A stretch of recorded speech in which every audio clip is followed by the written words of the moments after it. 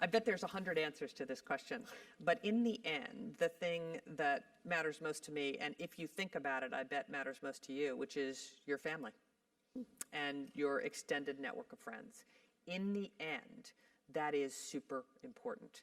So while we get wrapped around the axle of doing whatever we're doing, it is really important to remember that that's what matters most. I'll say the other thing is perspective.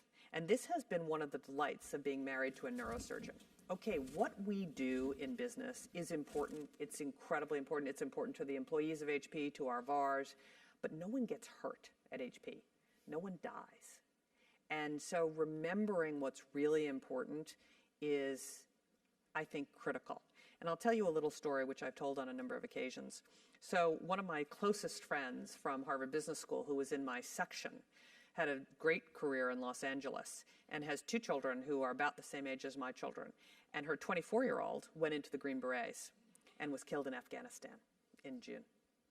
So when things seem pretty tough, remember your 24-year-old did not get killed in Afghanistan.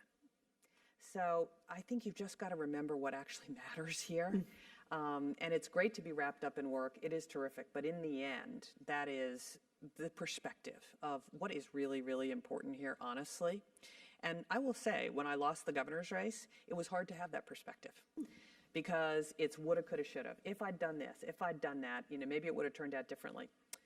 In the end, nothing really bad happened. I lost the governor's race.